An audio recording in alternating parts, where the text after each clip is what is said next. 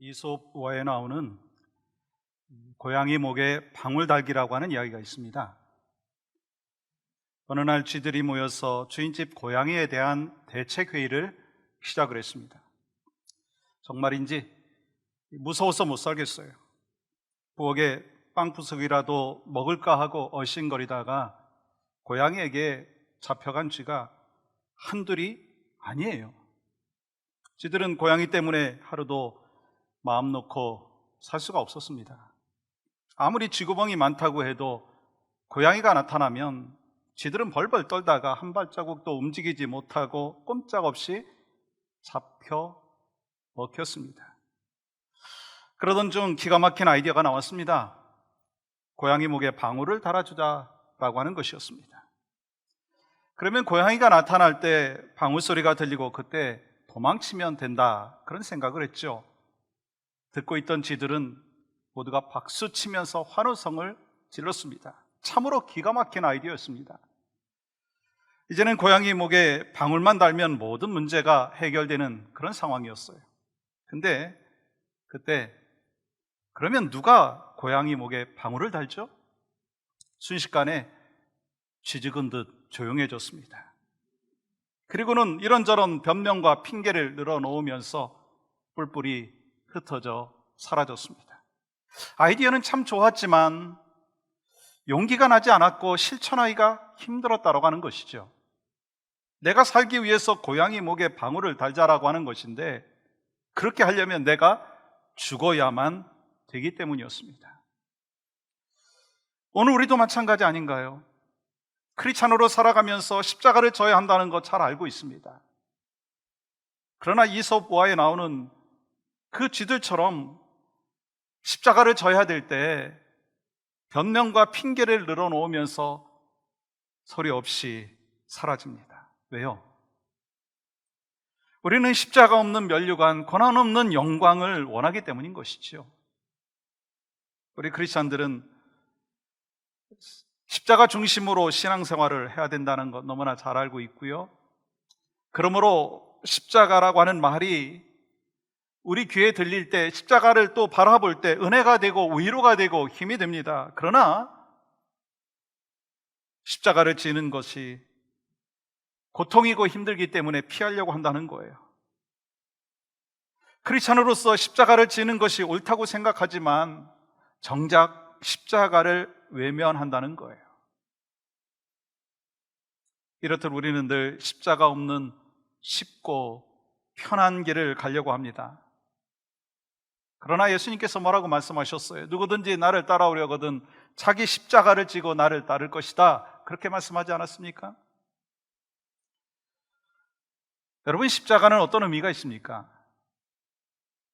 십자가를 매일 바라보고 십자가를 매일 묵상하고 심지어는 십자가 목걸이를 하고 다니면서도 십자가에 대해서 이해하지 못하고 십자가의 의미를 깨닫지 못하고, 아니 십자가와 상관없는 삶을 살고 있지 아니하냐라고 하는 것입니다.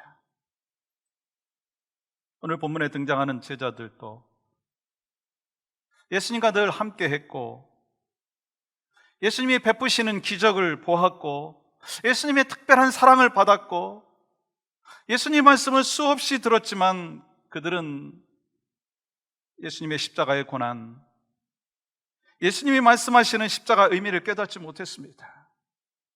오늘 본문은 세 번째 예수님의 순환 예고를 하는 내용이죠. 오늘 본문 이전 32절에 보시면 예수님께서 예루살렘으로 올라가시고 33절에 보시면 대제사장들과 서기관들에게 넘겨지시고 그리고 이방인들에게 넘겨지시고 34절 보시면 죽으시고 3일 만에 살아나실 것이다 말씀하셨습니다. 예수님께서는 예루살렘에서 무엇이 기다리고 있는지 아시면서도 그 길을 가셨던 거예요. 그리고 예수님께서는 십자가의 길을 주저하지 아니하고 그 길을 걸어가시면서 제자들에게 말씀하신 것입니다. 그런데 여러분, 제자들의 반응은 어떤가요? 오늘 본문 35절부터 37절까지의 말씀 보면 예수님과 제자들 사이에 어떤 일이 있었는지에 대해서 자세히 기록되어 있습니다. 세베대의 아들 야고보와 요한이 주께 나와 여짜오되 선생님이여 무엇이든지 우리가 구하는 바를 우리에게 하여 주시기를 원하옵나이다. 이르시되 너희에게 무엇을 하여 주기를 원하느냐? 여짜오되 주의 영광 중에 우리를 하나는 주의 우편에 하나는 좌편에 앉게 하여 주옵소서. 예수님의 제자들인 야고보와 요한은 예수님께서 새로운 나라를 건설하시면 우리들에게 한 자리를 허락해 달라고 요청을 하고 있습니다. 근데 여러분 41절 말씀 보시면 열 제자가 듣고 야고보와 요한에 대하여 화를 내거늘 이라고 기록되어 있어요. 여러분, 다른 열 제자들이 어떤 반응을 보였어요? 그들이 심히 화를 냈다는 거예요. 왜요? 그들도 똑같은 생각을 하고 있었다는 거예요. 그러니까 다른 10명의 제자들도 마찬가지로 예수님을 통해서 이 땅에서 세상의 욕망을 채우고자 하려고 하는 마음이 있었다라고 하는 것입니다. 그때 예수님께서 이렇게 말씀하시죠. 38절부터 39절 말씀 보시면 예수께서 이르시되 너희는 너희가 구하는 것을 알지 못하는도다. 내가 마시는 잔을 너희가 마실 수 있으며 내가 받는 세례를 너희가 받을 수 있느냐? 그들이 말하되 할 수 있나이다. 예수님께서는 제자들에게 내가 마시는 잔을 너희가 마실 수 있으며 내가 받는 세례를 너희가 받을 수 있느냐? 묻고 계시죠. 여기서 잔이라고 하는 의미는 십자가의 고난과 죽음을 의미하는 것입니다. 우리가 자주 쓰는 말 중에 No cross, no crown이라고 하는 말이 있죠. 고난을 통과하지 아니하면 영광의 순간이 올 수가 없다라고 하는 것입니다. 무슨 말인가요? 이 영광의 길로 걸어가는 그 삶의 여정이요 얼마나 험난한지에 대해서 말씀하고 있다라고 하는 것입니다.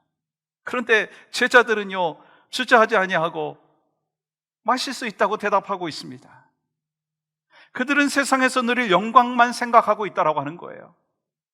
그러므로 예수님과 제자들은 지금 대화는 하고 있지만 제자들은 잔의 의미가 무엇인지를 전혀 이해하지 못하고 잔을 마시겠다고 말하고 있는 것입니다.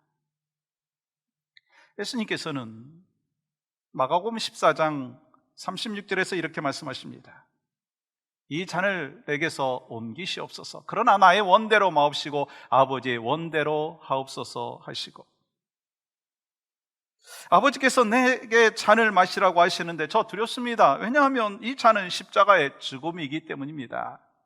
그러나 아버지께서 내게 이 잔을 마시라고 하셨기 때문에 제가 마시겠습니다 라고 하는 거예요. 그러므로 오늘 본문에서 예수님께서는 제자들에게 잔의 의미가 무엇인지를 먼저 말씀하신 것입니다. 예수님께서 잔을 마시라고 하실 때 잔은 십자가의 고난과 죽음을 의미하는 것이었습니다. 근데 여러분, 무식하면 용감하다 가죠.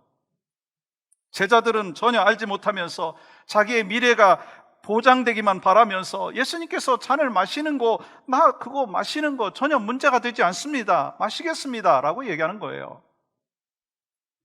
오늘 종려주일입니다. 종려주일이 어떤 의미가 있는 거 잘 아시죠?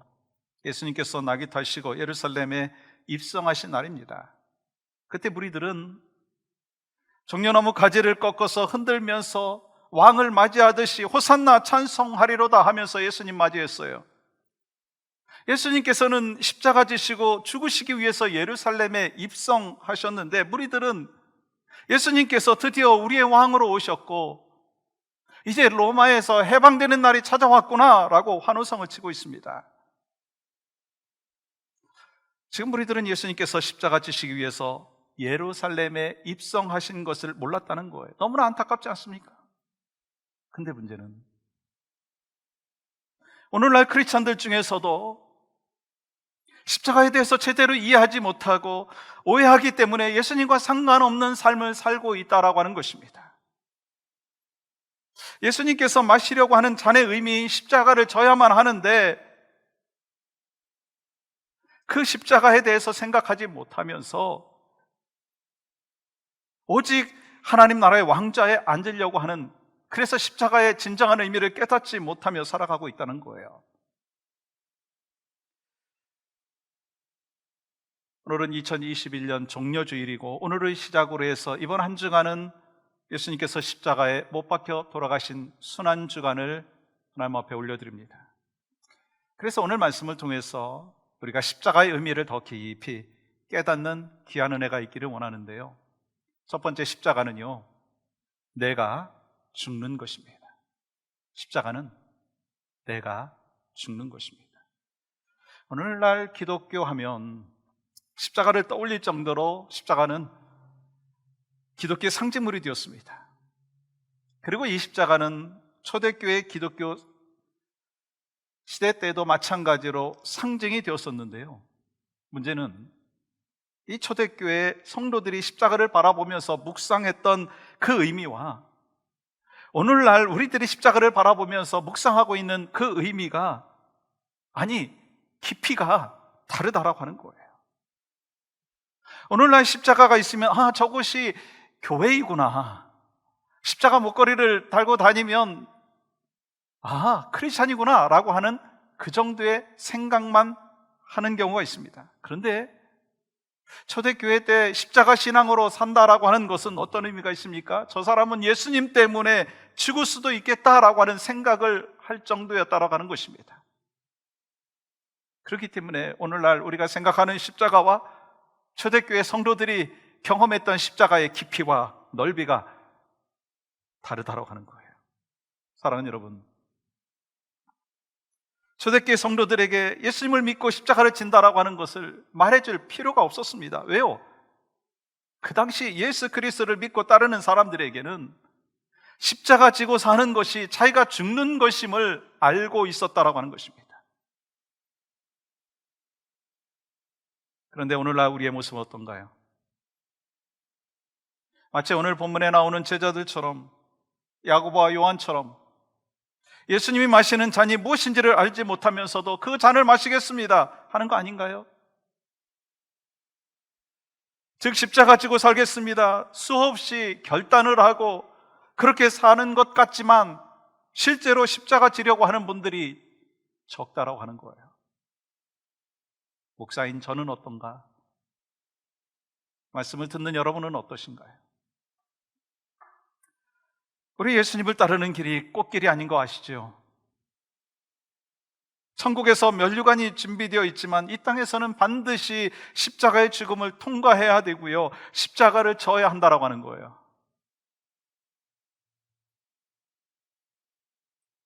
교회에서 직분을 받는다라고 하는 것도 십자가를 져야 한다라고 하는 의미가 있는 것 여러분 아신가요? 장로님이 되신다라고 하는 것도 십자가를 져야 된다라고 하는 의미가 있는 것 아시나요? 주의 종의 길을 걸어가는 사람에게 있어서 당연히 십자가를 져야 된다라고 하는 것 알아야 되지 않겠습니까? 권사가 되고 안수집사가 되고 집사가 되고, 아니, 교회 등록한다라고 하는 그 자체가 십자가를 져야 된다는 의미이고 십자가에서 죽어야 된다라고 하는 의미가 포함되어 있다라고 하는 것입니다. 아멘이신가요? 십자가에서 내가 죽어야 된다고 하면 아멘 안 하시는 것 같아요.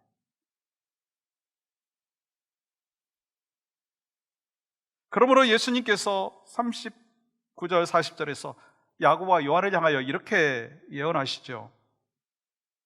너희는 내가 마시는 잔을 마시며, 야고보와 요한은요 깨닫지 못하고 알지 못했기 때문에 우리가 이 잔을 마시겠습니다 당돌하게 말했지만 예수님께서는 그 말을 들으시고 이렇게 말씀하시는 거예요. 너희는 내가 마시는 잔을 마실 것이다. 근데 결국 어떻게 되었어요? 예수님께서 말씀하신 대로 이루어졌습니다.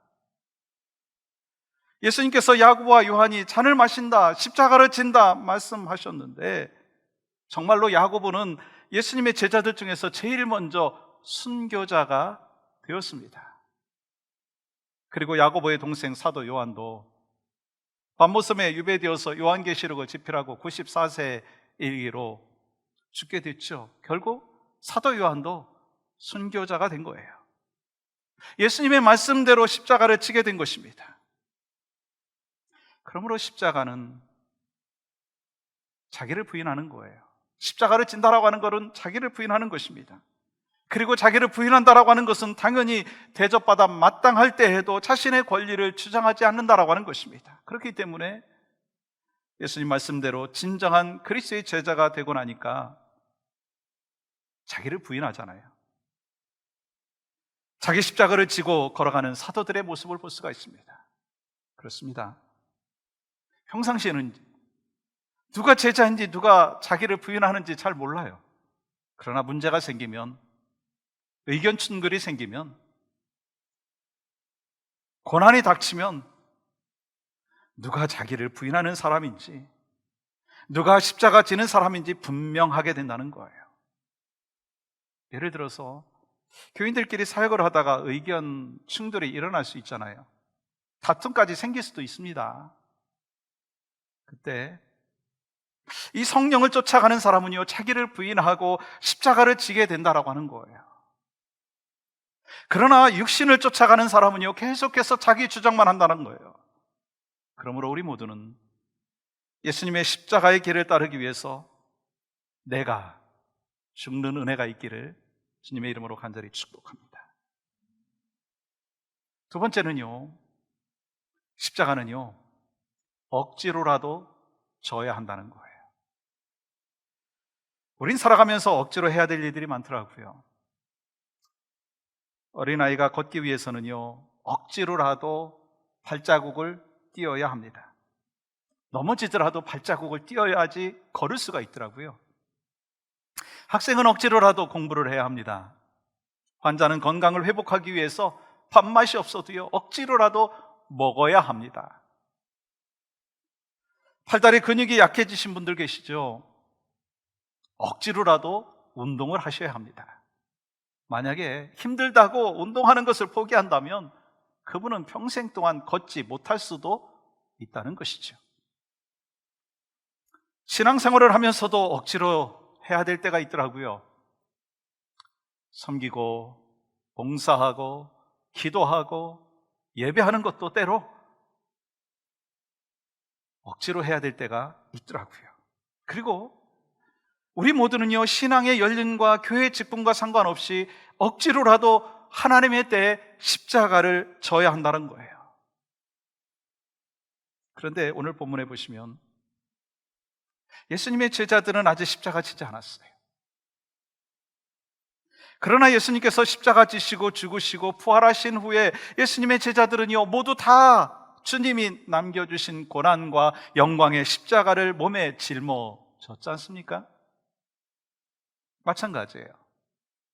우리도 예수님의 십자가를 지고 살다가 언젠가 주님이 부르시면 할렐루야 하고 주님 앞에 가는 거예요.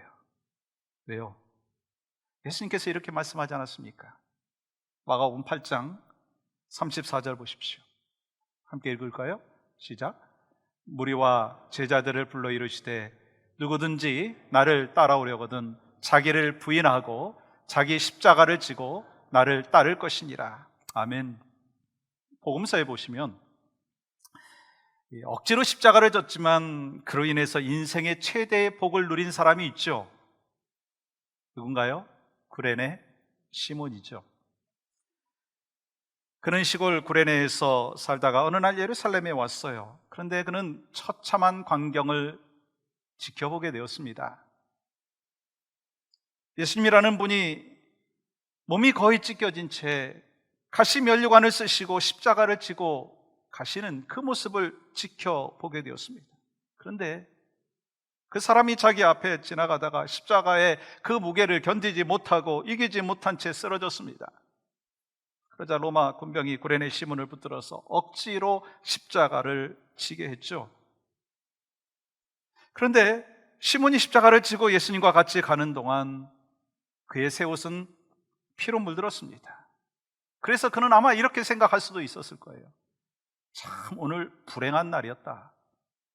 그러나 그는 골짜기 언덕까지, 골고다 언덕까지 예수님과 같이 갔고 가장 가까운 곳에서 예수님이 십자가에 피를 흘려 죽어가시는 그 모습을 보았다라고 하는 거예요. 그는 억지로 십자가를 지고 감으로써 예수님이 사랑하는 사람들을 만날 수 있었고 예수님의 그 고난을 가까이에서 지켜볼 수 있었다라고 하는 것입니다. 그리고 예수님이 자신의 죄를 짊어지시고 십자가에 못 박히신 것을 알게 되었고 믿게 되었어요. 그는 이렇게 생각했습니다. 자기가 예수님의 십자가를 억지로 짊어지고 가는 것이다. 그런데 예수님께서 자기 대신 십자가를 지시고 자기가 받아야 될 고난을 대신 받는 것을 깨달으면서 십자가의 의미를 깨닫게 되었다는 거예요. 구레네 시몬은 그 일로 인해서 자신과 그의 가족에게 하나님의 복이 넘쳤습니다. 믿음의 가정이 되었습니다. 온 가족이 예수님을 믿고 하나님께 귀하게 쓰임 받는 이 경건한 믿음의 가문이 되었다는 거예요. 여러분, 우리가 주의 몸된 교회를 위해서 주님께서 맡겨주신 그 사명들을 감당하면서 기쁨과 감사함으로 십자가를 지는 것 참 축복입니다. 당연히 그렇게 해야 되겠죠. 만약에 그렇지 못한다 할지라도 억지로라도 져야 된다는 거예요. 왜요? 예수님 따르는 성도들은 억지로라도 그 십자가를 질 때 하나님의 복이 그들에게 있기 때문인 거예요. 베드로전서 2장 21절에서 이렇게 말씀하십니다. 이를 위하여 너희가 부르심을 받았으니 그리스도도 너희를 위하여 고난을 받으사 너희에게 본을 끼쳐 그 자체를 따라오게 하려 하셨느니라. 우리가 예수님의 제자로서 예수님이 지신 십자가를 지고 가야 할 줄 믿습니다. 신앙생활은 자원하는 마음으로 기쁨으로 해야 합니다. 은혜가 넘치고 성령 충만한 가운데 하나님의 일을 감당해야 합니다. 그러나 자원하는 마음으로 하지 못한다 할지라도 억지로라도 해야 된다는 거예요. 그때 하나님의 복을 받은 이 구레네 시몬을 보십시오. 여러분, 우리가 식사를 매일같이 하잖아요. 근데 밥 먹을 때마다 항상 밥맛이 있나요? 물론 그런 분도 계시죠. 근데 때로 입맛이 없어도 건강을 유지하기 위해서 우리가 먹어야 되지 않습니까? 만약에 입맛이 없다고 며칠씩 굶어 보십시오. 건강이 있습니다. 신앙생활도 마찬가지 아닌가요? 예배를 드리는 거 한두 번 빠지다가 보면은요, 영적인 건강을 잃게 된다는 거예요. 기도하기 힘들다고 기도를 쉬면 아예 기도를 잃을 수도 있다라고 하는 것입니다. 억지로라도 예배하고 말씀 보고 엎드려 기도하고 억지로 십자가를 진다면 그 가운데 하나님께서 주시는 은혜와 능력을 체험할 수가 있고 하나님의 복을 받게 된다는 것입니다. 오늘 2021년 종려주일을 시작으로 해서 순환주간이 시작되잖아요. 이 교회 역사를 보면 성도들이 가장 큰 은혜를 받았던 때가 바로 이 순환주간이더라고요. 그래서 과거에 함께 쓰임받았던, 하나님에게 쓰임받았던 사람들 중에는 이 순환주간에 큰 은혜를 받았던, 그래서 변화되었던 사람들이 참으로 많습니다. 그렇다면 우리가 하나님의 은혜를 받기 위해서 순환주간에 품어야 될 마음이 어떤 마음일까요? 내가 십자가 지겠습니다. 그리고 내가 예수 그리스도 안에서 날마다 죽겠습니다. 그런 의미에서 다른 사람이 죽었는가 문제가 아니라 내가 죽는 것이 중요하다고 하는 거예요. 사랑하는 여러분, 2021년 순환주간 주님이 여러분에게 질문합니다. 십자가를 질 수 있나? 그렇게 질문하실 때 여러분은 뭐라고 대답하시겠습니까?